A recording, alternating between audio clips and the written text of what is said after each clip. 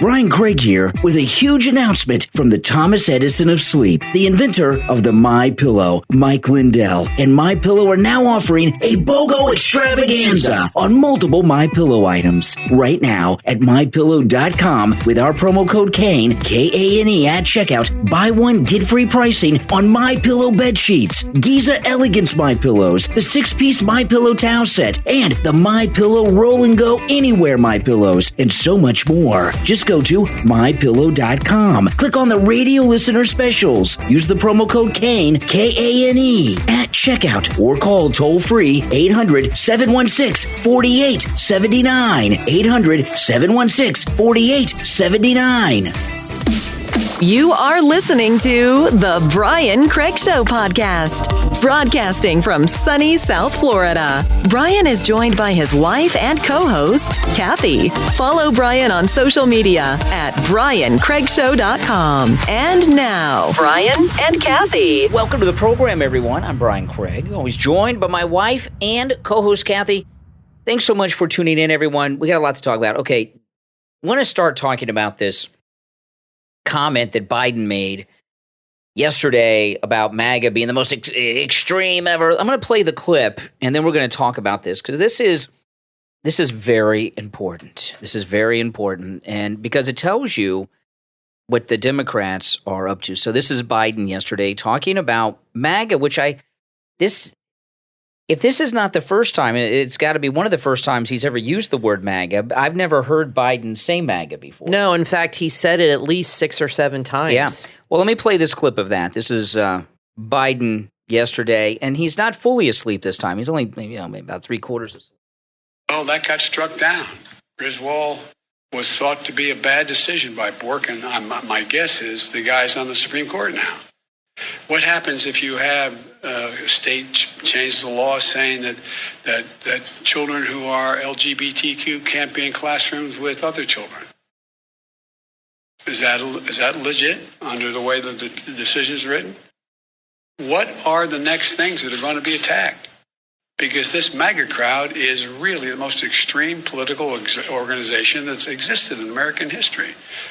Okay, the most extreme political. Now, keep in mind, the Democrats, of which he is one, started the Civil War, which was, I don't call it the Civil War. I call it the Democrat Party insurrection, okay? The Democrats started the insurrection of the Civil War. Over 500,000 Americans were killed, okay, in their insurrection. And there's a long list, Antifa, recently, and a whole bunch of stuff in between, including the Democrat 100-year reign of terror against African Americans with the Democrat community activist organization known as the Ku Klux Klan. And, for him to say that's outrageous. But this is what happened with Biden with that people I don't think are picking up on, except me. Now this thing here, I told you guys on January 7th, the day after the Capitol breach, this is going to be the Capitol breach is something that we are going to be dealing with for the rest of our lives because the Democrats are going to use the Capitol breach to brand MAGA as a domestic terrorist organization and hate group, and they want to outlaw it. See, the Democrats cannot defend their ideas. They never could. No. And that's why they use fear. Yeah. And to manipulate into it's a way to get people to vote for them it's a very powerful motivator. Well, that's not even working. They're in big trouble. So what they want to try to do is outlaw the political opposition so they don't have that political opposition because MAGA is so popular. And what happened with Biden, he spoke out of turn there. What happened with Biden is, it's one of those examples of saying the quiet part out loud. This is how they talk behind closed doors. Yeah. And he's so checked out cognitively that he came out and slipped and said what they talk about in the White House behind closed doors all the time. They're not ready to unveil that plan to the American people, but it is an absurdity. It is an absurdity. Leftists have been committing all kinds of violence and mayhem. LA riots, those were leftist. In fact, after the LA riots, which was a leftist riot, the Democrats, Maxine Waters, called it the South Central the LA rebellion and was defending. And they've encouraged it too. I mean, she said, take it to the streets. Yeah. So. Now you have groups giving out doxing the addresses of the Supreme Court justices now. Exactly. So that's what they always do. They're right now, today, they put up a big fence around the Supreme Court. That's not for conservatives. No. That's for these triggered leftists when the official ruling of overturning Roe v. Wade comes out. You know why they did that? Because I was curious at first why they would protect them like that, because you would think that they would want them to create a problem, but they don't want to have, and in light of January 6th, their thinking is we don't want to have that kind of a moment on our side that they can use against us. So let's prevent that from happening. That's right. And let's keep things from getting completely out of control right now, because it won't work in their benefit to have that happen with their people while this is while they're trying to make us look like horrible people. So Biden spoke out of turn, but that's how they view. And today, I had someone came up to me today, who listens to me on the radio that I've never talked to before. Sometimes when you're in this line of work that I'm in, most people that listen to you don't know and never meet. Mm-hmm. But I meet listeners all the time. Kathy will tell you, we run into listeners all the time, all over the place. It's cool most of the time, but sometimes it gets insane. So this guy came up to me today and told me that Steve Kane and I are. This is a label I've not heard. Insurrection deniers. We're insurrection deniers because we're talking about the Capitol.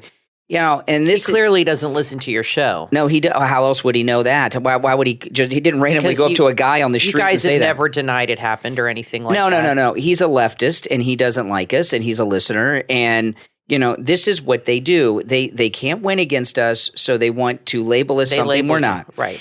And everyone that's listening to this program, the Capitol breach will be with us even after you and I have passed away. The left in 150 years will be pointing to January 6th. Now, today on CNN. In fact, before you move on, you were watching the new Star Trek show, which we've been waiting for, Strange New Worlds, and it came on today. Yeah, I was going to get to that later, but I'll even have images from January 6th in this show, so that it's going to be indelible. It's going to be in there for part of the culture forever now. Let me tell people about that. I was going to talk about it later in the show because once I start talking about Star Trek, I got to be careful.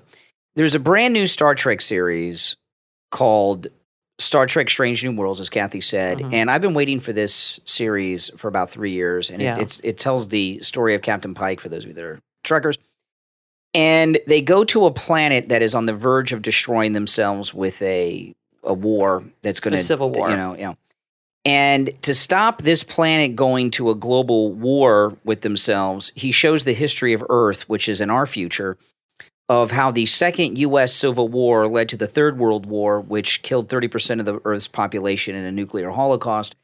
And the incident that started the Second American Civil War was January 6th, the Capitol breach, and they showed images of MAGA people on Star Trek, and it's really disgusting. Yeah. And I've been a fan of Star Trek my entire life. And so it's a part of the Hollywood machine now of getting that message out. Yeah, it's insane. It's totally insane. Now, so today on CNN, they had Smear Kanish on. They're talking about Biden's statement about MAGA being an extremist group. And, Smear Kanish is – I don't like Smear Kanish. Smear Kanish is very snooty. He's not a Republican. He's not a Democrat. He's above all of that, don't you know? He's above all these things because he's just superior to everyone, and he's just full of himself. And I don't spend much time listening to him, but I saw this on Twitter today, of which Elon Musk will soon be the CEO of. He announced he will be the CEO of the new Twitter. When does that start? A couple months. But anyway, this is CNN today. This is Smear Kanish, and they have a panel discussion. They're talking about Biden's comments about MAGA as an extremist group. To discuss this moment, which I wonder if you think that it's a pivotal moment. What's your reaction to hearing him say that, Michael? I think, Brianna, he's trying to put Donald Trump on the ballot. I mean, Republicans hold advantages with regard to the midterm election. There's no secret. Okay, now before this, Donald Trump is on the ballot. He has endorsed dozens of candidates. In every race, he's got a dog in the fight in every race in this country, almost, at least the important major ones. And they're all winning. So he's already on the ballot because he's holding regular rallies endorsing people. But anyway, this is a man who's above anything and just knows better from above. About that, the party of the incumbent president usually loses seats in an off-year election like that, which we're in right now. Now factor in inflation, factor in the border, factor in crime. And Republicans have a very strong hand in terms of the sort of issues that motivate their base. Democrats need a response, and we can talk about whether abortion might be that response. But I think President Biden is road testing some themes to see if they get traction. He knows that he was elected largely because people came out to vote against Donald Trump in 2020, and he wants to recreate that. Of course, Donald Trump's not on the ballot in 2022. He might be 2 years hence, but he's trying to put Trump top of mind. That's how I see it. But Michael, in targeting the MAGA crowd, which we don't often hear him talk about, if ever, do you think there's any fallout from that? Is it kind of like when Hillary Clinton called this same Trump base deplorables? Alex, be careful, right? Because I think that backfired on her. I think that she regretted it. I think it became a rallying cry. You remember there was merchandise. There was merch at the time. People were wearing T-shirts proudly proclaiming that they were part of the deplorables. I have at least 2 deplorable T-shirts in the closet. Well, and finish up with okay. So I think it's a fine line, but I think we're at a stage now, right, at this point in the spring, where it's the president and his team seeing what resonates and what's going to drive people. And the argument that he seems to have settled on yesterday is one of, if Roe versus Wade is overturned, where else might this so-called movement lead? Now, hear how Smirkanish pauses after every word. And the reason Smirkanish pauses on every word is so that you as a viewer can pause and soak in all the genius that comes out of his arrogance. Right. You know, okay, this thing here about MAGA, the deplorables, the guy on CNN, this is another example of the new CNN, right? They got new management, and we're starting to see a shift. If this were under the past leadership at CNN, that guy never would have asked that question. Oh, is this like the deplorables moment? This is the new CNN. You think so? You can start to see little tiny bits. But this, you don't think it's them trying to, because I think Hillary's going to run. No, they have new, regardless they of have what new management, and he's making changes. No, I understand, but I think Hillary's going to run. In fact, Candace, right now, Jack Posobiec and Candace Owens and all them were talking about Hillary running, and her being at the Met Gala was her announcing that she's basically going to run against Trump. They love Hillary. The media loves Hillary. They don't love Biden like they love her. They're very loyal to that woman. And I think he's going to be the incumbent, and he might be tough to beat to getting the nomination. I don't know how, but I think she'd win the nomination hands down. But I wonder if part of their motivation for doing this and exposing his vulnerabilities is to help her. And you know what? He's right about the merch, because there's already merch that says Ultra MAGA. In fact, I'm going to make a T-shirt that says Ultra MAGA too. Yeah. I've seen hats and T-shirts already because of his speech yesterday saying Ultra MAGA. So we're no longer MAGA, we're Ultra MAGA. This thing with Smirkanish here and his analysis of everything, and the people in the White House. The people in the White House, they have not had one decision come out of the White House since Biden's been living in it that's been the right decision. Their intuition and decision-making power on anything, big or small, is always wrong. And them highlighting what they're talking about with MAGA, that's a bad decision for them. Everything they've done, I agree, is a bad decision. And it's because what we do, like the deplorables, is, unlike liberals, conservatives have a good sense of humor. And they can take it on the chin and not completely fall apart and start screaming in the streets like lunatics. We take that and we make it our own. It's that old saying, don't deny, embrace. Yeah. And when somebody calls us that, it actually binds us together even closer. So now, like I said, I see merch all the time, and I'll make up a T-shirt that says Ultra MAGA. I love that phrase, Ultra MAGA. Yeah. It's not just MAGA now. And it's from his speech yesterday.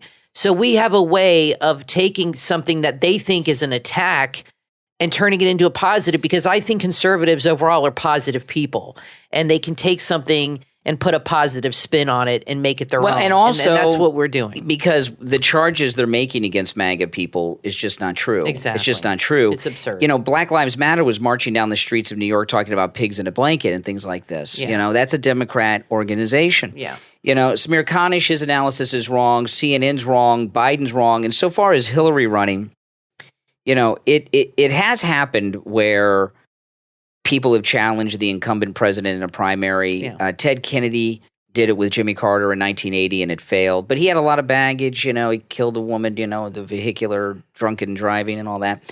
But Hillary Clinton's not going to be able to beat Biden in a primary if he chooses to run. But she and the people around here feel that it's owed. It's owed to her. She's got, and this is her last opportunity. Now, I want to tell everyone before we break. Of course, you hear us quite often talk about Patreon and thanking our Patreon supporters, which we do on each and every program, and we certainly want to thank our Patreon supporters. Mm-hmm. But Kathy and I have started just yesterday, and today it continues, having some new perks for those of you that become Patreon supporters. And I just go over some of the things we're doing. Now, there's a link to our Patreon page in the description of this and every episode. And there's also a direct link on my website, briancraigshow.com. And if you become a Patreon supporter, there are some things that you get for this. Now, one we've been talking about for quite some time is Patreon supporters get a commercial-free edition of each and every podcast episode. But some of the things we've added just in the last couple of days is yesterday, Kathy and I did a podcast exclusively for Patreon supporters. It was uploaded to Patreon, and that podcast will not be uploaded to any of our podcast platforms, YouTube, or anywhere else, only available to Patreon supporters. This morning, I also uploaded a vlog that I made that is for Patreon supporters only, and it is available on our Patreon page.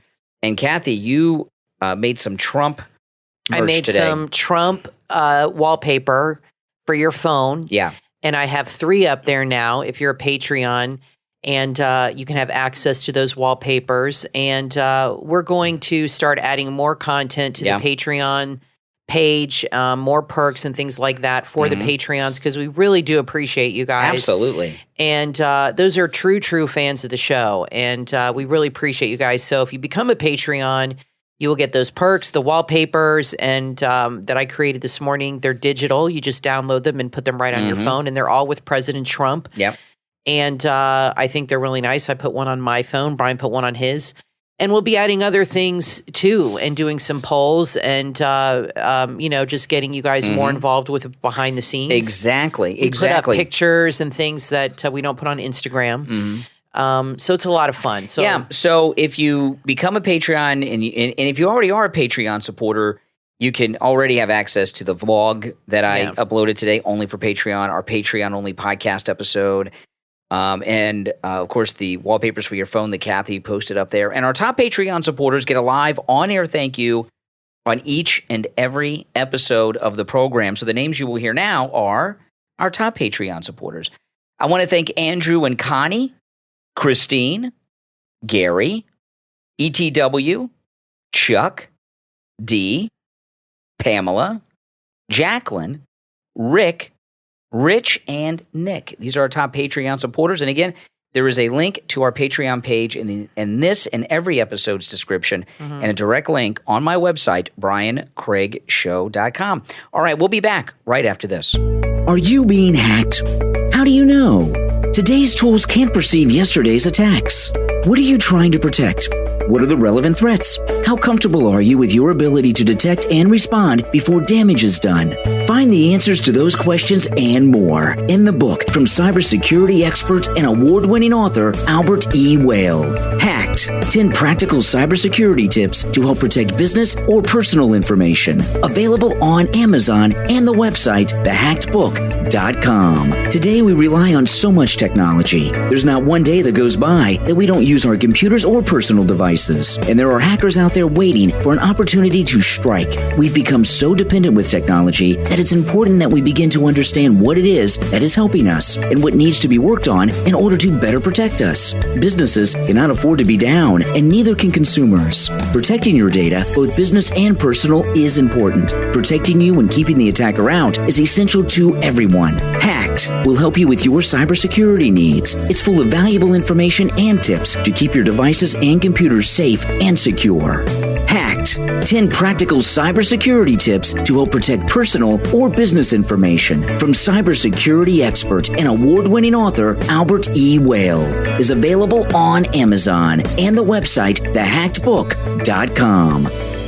Are you ready to live a more free, healthy, and abundant life? FoodForestAbundance.com is a community of passionate, freedom-loving people who want to build a free, healthy, and abundant society for generations to come. They're focused on creating a decentralized food supply by setting up forests on underutilized lawn space around the world. And this is just the beginning. They offer landscape design, blueprints, installation, maintenance tips, and a whole lot more. In these uncertain times, you want the peace of mind of having food security right outside your front door. They plan on growing food forest in every community, providing healthier food free from the supply chain. To learn more, visit foodforestabundance.com. Use the code FOOD22 and save 5%. foodforestabundance.com.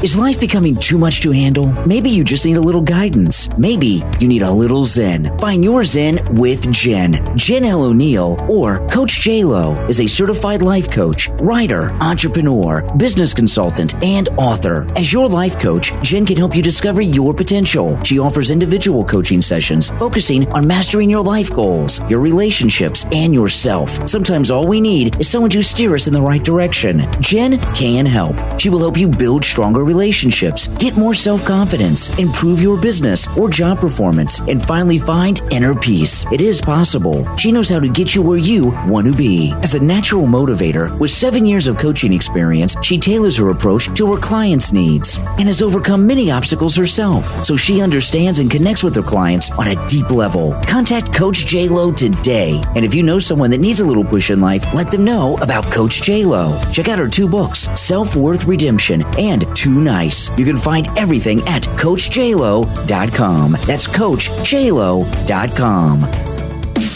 You are listening to The Brian Craig Show podcast, broadcasting from sunny South Florida. Brian is joined by his wife and co-host, Kathy. Follow Brian on social media at BrianCraigShow.com. And now, Brian and Kathy. Welcome back, everyone. I'm Brian Craig, always joined by my wife and co-host Kathy. You know, last night, Newsmax hosted the Senate debate for the Republicans in Pennsylvania. Greta Van Susteren hosted it, the one with Dr. Oz. And Dr. Oz, I thought, was creamed in that debate. I mean, Absolutely. He did not do well. This is not about liking or not liking Dr. Oz. He just was creamed. He had 3 people going after him. The front runner always has people going after him. He's the front runner. He has Trump's endorsement.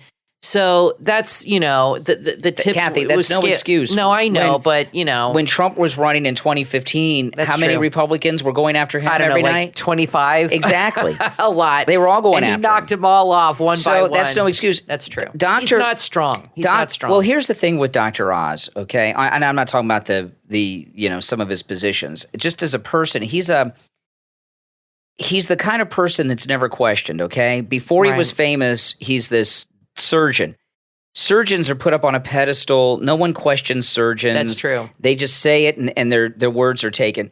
Then he becomes a celebrity, and all celebrities do is sit around and pontificate, and no one questions them. And for the first time in his life, maybe, Dr. Oz is in a position where not only is he being questioned, his integrity is being questioned, and no one questions the integrity of a surgeon and things like that.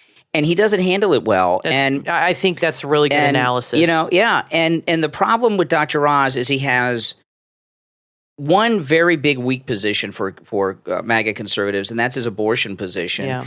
And I know he says, well, I'm pro-life now. No one believes him. And on top of that, he picked a bad week because the Roe v. Wade overturning issue for the Supreme Court came out. And so all of the candidates went after him, and I thought, and it was in the very beginning of the debate, he was just creamed. I think you're right. I think he looked weak.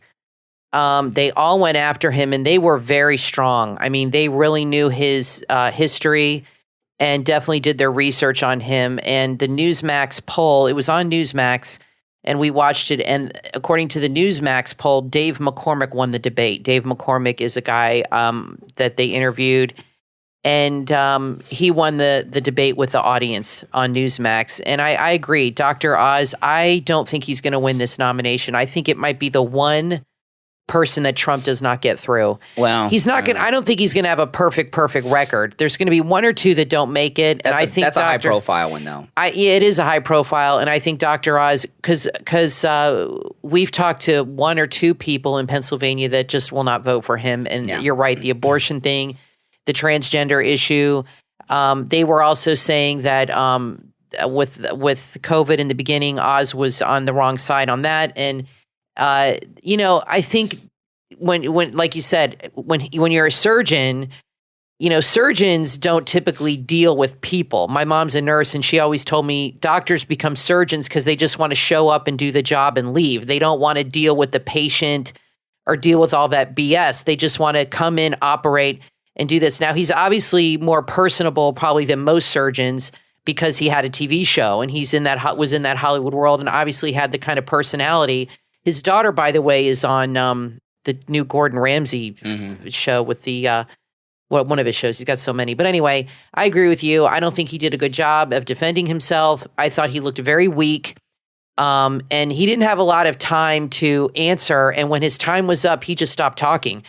Trump, when he's trying to get a point across, if his time is up, Trump doesn't stop talking. He'll be like, no, I'm going to finish what I had to say. Or, he'll just keep going on and on. There was one. Dr. Oz, like, boom, shut up. Okay, I'm done. He was weak. There was one point in the debate with Dr. Oz where he was given time to respond and he yielded his time to someone else. Oh, boy. And Greta Van Susteren That's not good. Didn't really know what to do with that. And he didn't know what to say. And then exactly. He was speechless. And when That's when you're in that kind of position, you can't be speechless. You've always got to have something to say. You've got to have a response for everything, and it shows how scripted he is. I think he thought that he's friends with Trump, and I think he thought that he would run and he would get Trump's endorsement and it would be a cakewalk.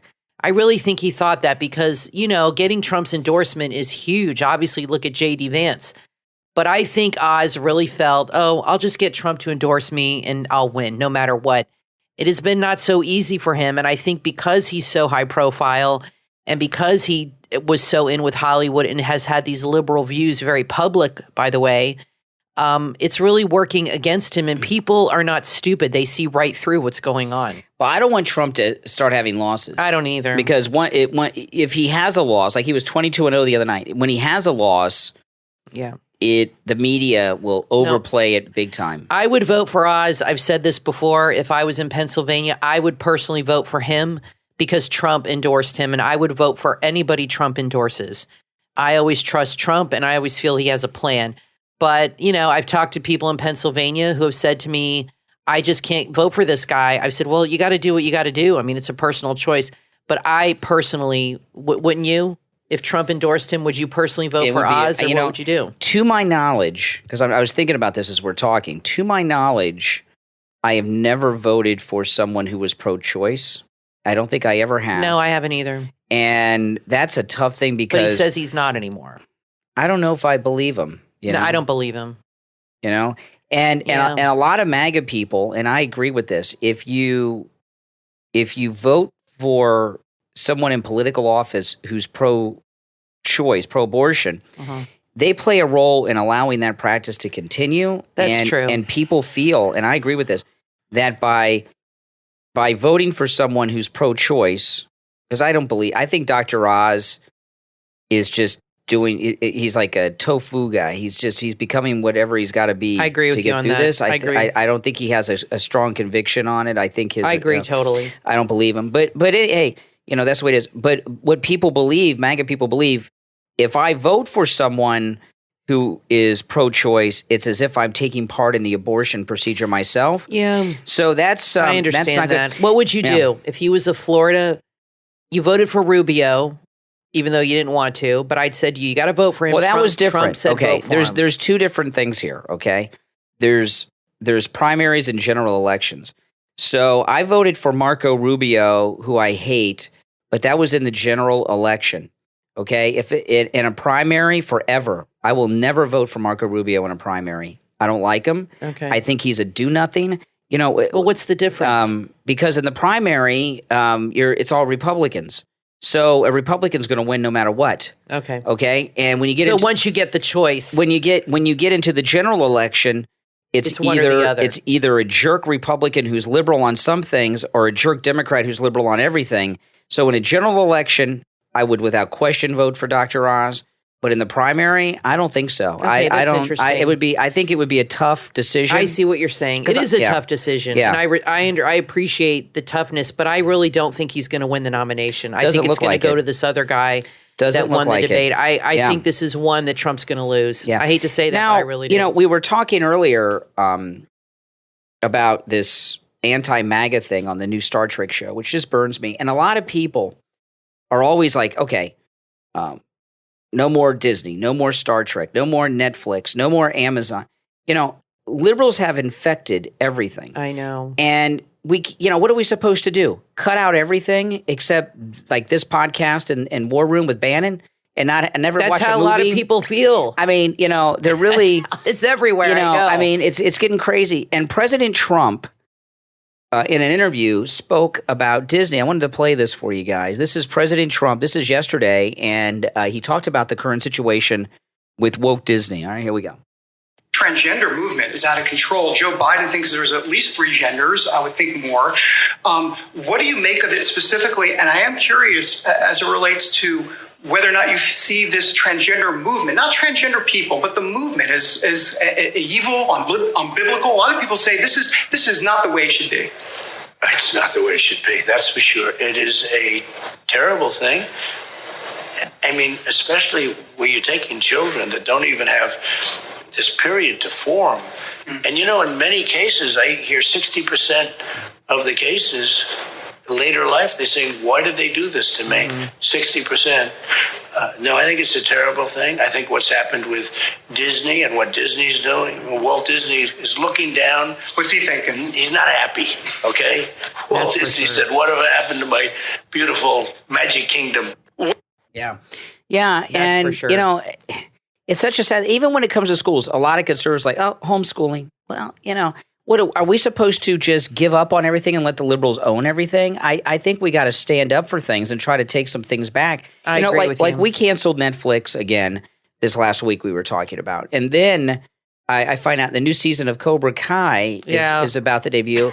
So we're going to have to get it back. We're not going to miss Cobra Kai. I don't know. I mean, that's like my favorite show. I'm a huge fan of Cobra Kai. Yes. I know a lot of you guys are. And, because they've gone woke, I'm supposed to give up things that I enjoy. I agree. Because when you do that, it's rough. When you do that, you're allowing them to control your life. But I understand the other side of the coin. And the reason Netflix lost so many subscribers and canceled the Obamas and Meghan Markle is because of the boycotts. So they are effective. And Netflix is now scrambling to save their company and to get these subscribers back. So I think it will affect their programming. And I am so tired of this woke nonsense. I mean, now you see it in Star Trek. I mean, it's been in Star Trek. We watch The Rookie. I can't even watch that show anymore. It is so woke. It's beyond, it's not even normal or real anymore. It's so unrealistic, these storylines. And I told you today, the problem with the Hollywood, what they're writing, they always used to sneak in things once in a while. But now their whole storyline is revolving around bashing Trump and Trump supporters. Yeah. And they write story. This is why the stories suck, because they're writing stories with that in mind. Well, we have to get the message across that MAGA is dangerous and Trump is dangerous.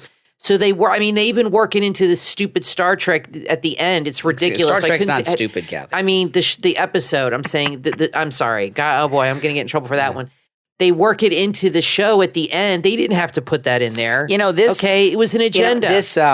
this new Star Trek series, Star Trek Strange New Worlds. I'm in trouble. I set my alarm to get up at 2 a.m. this morning because I was so excited to see it. Oh, my goodness. And I didn't want to wake up Kathy, so we have a television on our back porch. So I went on the back porch and watched it. Yeah. And, so I went way out of my way, got up very early to watch this. And then when when they had this thing with the Capitol breach. Yeah, it was good up till then. Looking back into the 23rd century about how Donald Trump caused a nuclear holocaust. That's what they did.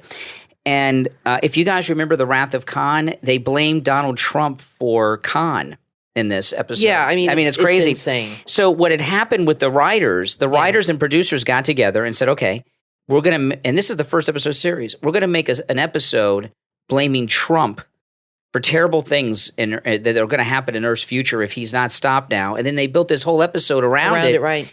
And I don't think it'll be the last time. I think this will be an ongoing theme. Yeah, it's what the liberals have done. You take it out of entertainment. Look at the school teachers, right? They've gotten this. They control Hollywood. They control tech. They control the school teachers. Well, let me say what you're talking about with the schools. A lot of parents pulled their kids out of schools and homeschooled, like you said, right? Mm-hmm. But is that really the answer? I don't think so. We had to homeschool our daughter for a while because she was having some medical issues for about a year. It was a disaster because she didn't learn as much. It was a struggle to get her to do her work. That's how kids are. It was not a good thing to do. And I realized then homeschooling, they just don't get as good of an education as they would, believe it or not, in the schools. But look what Ron DeSantis did.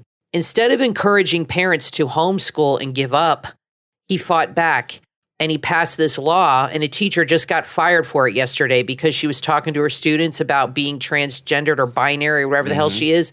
She talked about it in class because one of the students asked her, they baited her, and she answered the question, and the student went home and told their mommy and daddy, and the teacher got fired for it. She shouldn't have taken the bait. So Ron DeSantis fights back. He doesn't tell parents, you need to pull your kids all out of public schools. No, he says, you know what, screw that. We're going to stay in public schools and we're going to change the public schools. Yeah.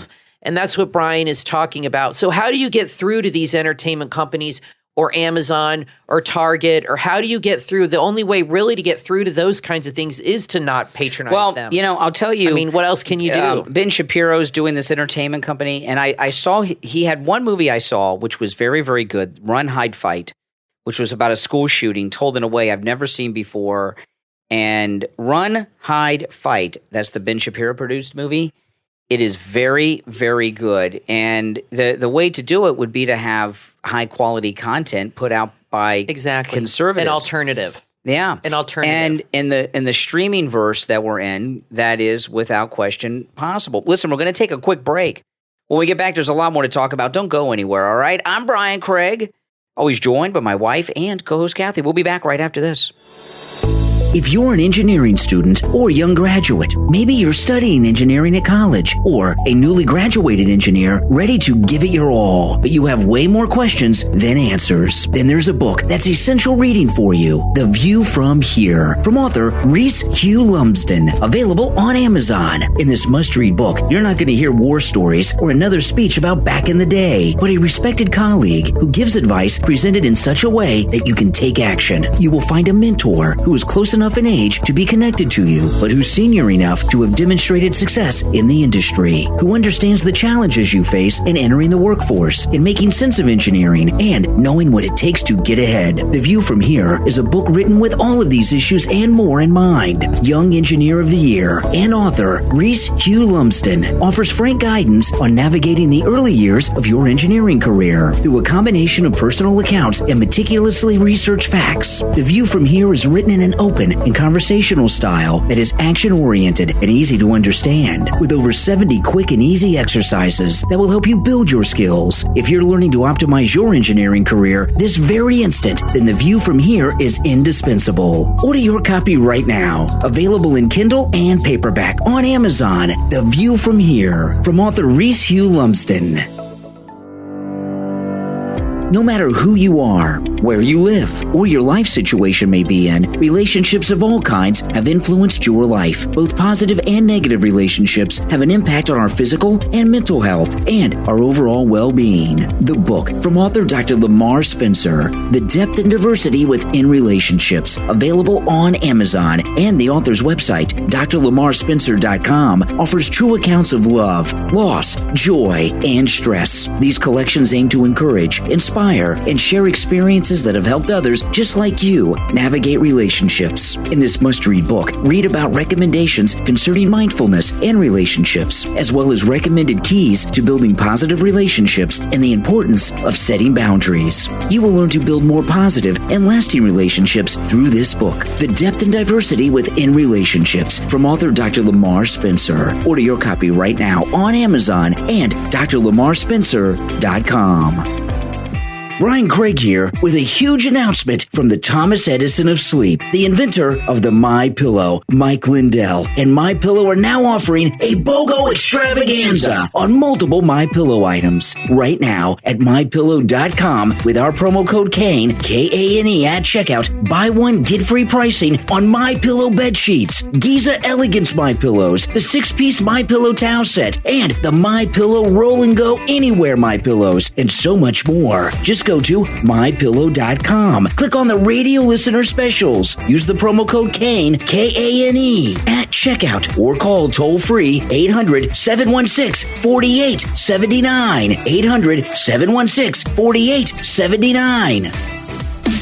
You are listening to The Brian Craig Show podcast, broadcasting from sunny South Florida. Brian is joined by his wife and co-host, Kathy. Follow Brian on social media at BrianCraigShow.com. And now, Brian and Kathy. Welcome back, everyone. I'm Brian Craig, always joined by my wife and co-host, Kathy. Thanks, everyone, for tuning in. Okay, so Psaki lied at the press conference today with a very misleading poll on Roe. Let me play this. Now, this is interesting. She was really called out by a reporter today, Jen Psaki, at the White House. The reporter, I'm not sure what publication she was with, but the reporter's a black woman, which is very significant because she sounds to me to be in favor of Roe v. Wade being overturned based on her tone, which is an unusual position for a black woman who is a Washington reporter. You know, it's not a common position.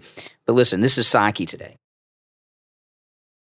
On abortion, a Christian conservative, his name is Albert Mohler, has commented on President Biden's stance in an unusual position on abortion. I'm now quoting. He said that he and his administration do not trust the public in various areas to have the right to determine whether or not abortion should be legal in that area or not. So he's essentially saying that Biden does not think that states should have the rights to determine how abortions, to the degree that abortion. The president believes that it should continue to be federal law that women have the right to make choices with their doctors, as it has been for 50 years. And I would just say, with all due respect to the person you mentioned, even a Fox News poll earlier this month showed that 63% of Americans want Roe to stand. So I think that's actually kind of an outlier position as it relates to the American public. Okay. This poll, I don't have the poll in front of me, but she says 63% of Americans. I like how all of a sudden to these Democrats, Fox News is a source of credibility. 63% of Americans. Now, again, a poll of Americans is the least scientific of all political polls, okay? Americans could be anybody in the country. It's not likely voters or registered voters. But the poll in itself is misleading. Because, I don't know, did they oversample in California and New York? You know what I mean? Where they do the sampling from? And also, most people don't know what Roe v. Wade is. Roe v. Wade being overturned doesn't mean abortion is illegal. It's up to the states to pass restrictions or bans on it if the states choose. So states, I don't think very many states are going to outlaw all abortions. I think there will, in most every state, be some form of abortion available if it's the morning after pill.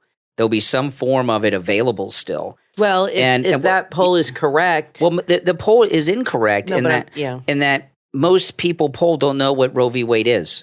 I agree, and you're probably right. But if that poll was correct, then she shouldn't be concerned. Then the state should be able to decide, and things will swing in her way. Exactly. At least 63% of the states. Exactly. So if the poll's correct, then why the hell is she worried about it? Yeah, exactly. That makes no sense. But she's lying, so she doesn't see where she's contradicting herself. Because the Democrats want people to believe that when Roe v. Wade is overturned, that means abortion is illegal in this country, and that is not the case. So then Kamala, she came out and talked about this Supreme Court leak. And none of them are upset that any illegal leak happened. And here we are. This is day 3. It looks like they've given up the hunt for the leaker, right? Yeah. I've seen many liberal leaders like Adam Schiff and all them. They said that the leak is a distraction. The real issue is the overturning. Yeah, right. Yeah, because they're behind the leak. Yeah, exactly. And they know who the leaker is. I know who it is. It's all over Twitter, and they've silenced I told you it. he's not going to be punished. Nothing's going to happen. Because they put him up to it. He's a hero to them. Yeah. So this is Kamala talking about the overturning of Roe v. Wade. Well, we say, how dare they? How dare they tell a woman what she can do and cannot do with her own body? How dare they? How dare they try to stop her from determining her own future? How dare they try to deny women their rights and their freedoms? So Kamala Harris, how dare they tell a woman what to do with her own body? There are all kinds of laws regulating what everyone does with their body. For example, it is illegal to commit suicide. It is illegal to inject yourself with heroin. It is illegal to put cocaine in your nose. It's illegal to be a hooker. Exactly. In most states, prostitution. except for Nevada. Prostitution is illegal. It's illegal to choose to be with one or hire one or be one, most everywhere. So the government tells us all kinds of things that we cannot do with our body, and that's a very incomplete list. They told everybody they had to wear masks. That's correct. And there's all kinds of regulations in the last 200 years involving COVID. So, that old tired argument, just people don't buy it anymore. And one of the reasons, the country I think has gotten more conservative lately, but one thing there's been a big rejection of the American people of the government being involved in anything because of the crackdowns during the shutdowns and lockdowns that went on. I agree with you on that. I think this is a post-COVID world. Yeah. And I think that they're not taking that into consideration. And I think you're right. People had a little taste of what it was like to have so much government overreach, and it scares them. And they don't like it, and they just want to see the federal government. That's right. Not having so much involvement. Like, remember those gym owners that were shut down during COVID, or the people whose restaurants were shut down by? Yeah, it was awful. It was awful. So there was a big to-do on the 5 yesterday between Gutfeld and Geraldo Rivera. Oh yeah. And let me play this and we'll talk about it. This is Geraldo and Gutfeld. That's baloney. I'll give you evidence. The wire hanger stuck up their private stuff, trying to get it. What? The unborn child. Come on, that's the unborn child becomes before Roe. This is exactly what I expected. They bring out the old coat You hanger. are arrogant. Go for it, Geraldo. Come on, keep going. Okay, Joey. You're making a fool of yourself. On this. Don't you? You know something? What? You insulting punk. Okay. Oh, what? Am I your new Joey, Bongino? Go. If you want that role. Joey, you've sat here so patiently, Joey. Wow. Okay. This is why I don't like Dana Perino. She's got to be the mother to everybody. Let them fight. Let them fight it out. I would have just sat back and enjoyed the show and gotten out the popcorn. Steve Kane used to be really good friends with Geraldo, and they had a falling out years ago. And it seems like Geraldo has a falling out with everyone because, to me, they don't like Geraldo on that show. And Geraldo... No, nobody does. Geraldo really... There's no reason for them to dislike him other than he's a jerk because he really is retired. He's not angling to take anyone's show or time slot or anything. He's not a threat to them. No, He just must be a very miserable person to be around because everyone on the 5 hates him so much. And he's like an iconic guy. Not only on the 5. And I remember we saw him on The Apprentice. Let me tell you, he is an insecure, pathetic person. We could not, because we both liked Geraldo. We watched his talk show in high school, and I always liked Geraldo. He was a great reporter back in the day. Long time and ago. we were excited when he was on The Apprentice. We watched all The Apprentice shows. I wish they'd rerun them, but they'll never do that. They'll never do that. And we were very disappointed in the way Geraldo really, really is. He's an extremely petty, insecure, immature man. Backstabber, manipulator. I was very surprised. And I know Trump took him to the final because they were friends, because he sure as hell didn't deserve to be there. If you're familiar with the show, every team he was on lost because they went with his idea. His ideas sucked, and he would bulldoze everybody into doing his ideas, and they always lost because he had no instincts and he was horrible. And I said to you, every team he's on loses. Why don't they vote Trump? Why doesn't Trump get rid of this guy? And you said because they're friends, and he's keeping him on till the end out of friendship. Well, he didn't want him to look bad. Well, he did that all on his own. Lisa Gibbons won that. She was fantastic. And I remember they were arguing over an idea once, and Geraldo said, I have filed over 10,000 stories. I have knowledge. It was like, come on. His ideas were always horrible ideas. They were so stupid. Geraldo He's an idiot. Geraldo was never that good, okay? Geraldo Overrated. was a gimmick. Geraldo, see, the reason that Geraldo was famous and became a famous reporter is he was the first network reporter that didn't get haircuts and didn't wear suits. He had long hair, he had a long mustache, he looked like, some third world dictator, and he wore like blue jeans and things like this. And before Geraldo, everyone that worked at network news had short hair, they were very white, and they wore a suit and tie, and he was just kind of like a hipster. Yeah, like the rebel but I think you're right. I think with him it was a lot of hype. Yeah, it was all image with him. It's all fake image. You can sum up his whole career in his Al Capone thing. That was the best. A lot of hype. I remember watching that on the TV. My did dad was all excited. My dad grew up in the 40s and 50s, and he wasn't alive in the 20s, but he wasn't far after. He was born in 38, but my dad was pretty excited about that, to see Al Capone sing, and it was a lot of hype with no delivery. That is Geraldo in a nutshell. He's all hype, and he loves to call people punks. That's his favorite word. You punk. Everything's a punk because he's a punk. That's why, and he knows he's a punk. Yeah. But I thought Gutfeld handled himself very well, very, very well. Right on, wasn't scripted. I'm going to be your Bongino, your new Bongino. Yeah, he took care of him, and he just sat there and said, tell me, go ahead, say it. And Geraldo really didn't know how to answer to him. It's really he handled sad. it really well. It's really sad to see what's become of Geraldo.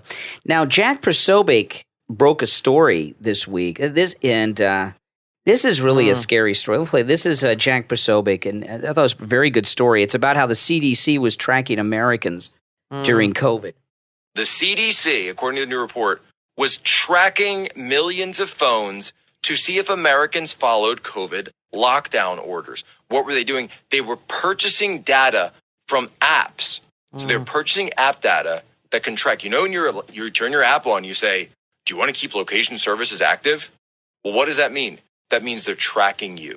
That means they're tracking your location. They see what your activity is. They see where you're going in the real world. They're seeing what other apps you're looking at. They're checking your websites. This is big data. It is a $1 trillion plus industry. So when you see an app out there and you say, oh, it's a free app, I'll download it. The app ain't free. You're the product, not the app. It's you. They are collecting. This is what George Orwell got wrong, by the way. George Orwell, for everything that he got right, and believe me, that guy got a lot right. The one thing that he got wrong was that we would ask for the surveillance, that we would ask not only to put Big Brother in our homes. No. We were going to put Big Brother in our pockets, carry him around with us everywhere we go, or maybe Big Sister like Nina Yankovic.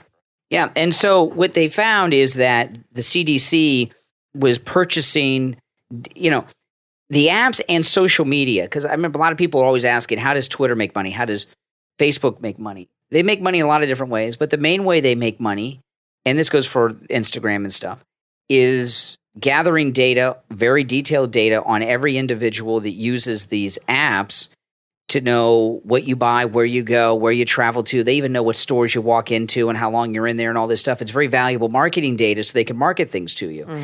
And what Jack Posobiec is talking about here is the Centers for Disease Control, as opposed to being like Pillsbury or Coca-Cola or a company that would normally do this, like a big corporate merchandise buyer or retailer, they bought access to that data so they could find out if people were doing what they were told during the COVID lockdowns. Without you knowing it. And, I think most of us assume that everything we do is being monitored. And I got news for you. So far as your phone goes, even if you turn off monitoring everything, that's BS. They're still monitoring. If you have a phone, you're being tracked. Even if it's you have the location and everything. Yeah, the only way around it is to not have a cell phone. And everybody has a cell phone.